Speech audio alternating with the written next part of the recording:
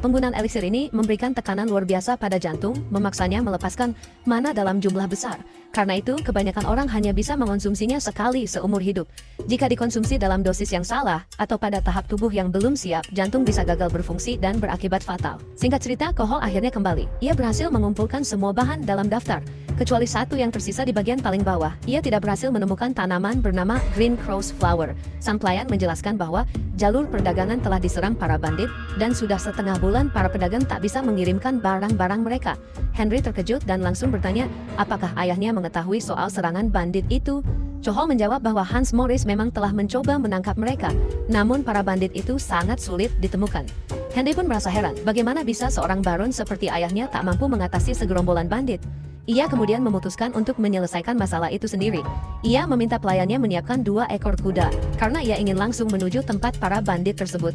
Kohol memohon agar tuannya tidak pergi ke sana sebab tempat itu sangat berbahaya. Diperkirakan para bandit berjumlah 30 orang. Namun Henry tetap bersikeras, bahkan berkata bahwa pelayannya akan ikut dengannya. Kohol terkejut mendengar keputusan tuannya itu. Henry benar-benar membutuhkan bawang hijau liar itu, jadi ia bersumpah akan tetap pergi apapun risikonya. Dengan berat hati, Kohol pun membawa seekor kuda dari kandang. Seekor kuda kurus dan terlihat hampir sekarat. Kuda itu tampak lemah dan sakit. Henry tidak puas dan bertanya, apakah tidak ada kuda lain? Sang pelayan menjawab bahwa itulah satu-satunya kuda yang mereka miliki. Henry kemudian meminta Kohol untuk membawakannya pedang serta perlengkapan untuk dirinya sendiri. Kohol pun pergi sementara Henry menghampiri kudanya, memandangnya sejenak, lalu berkata bahwa menjadi kudanya adalah nasib yang sial.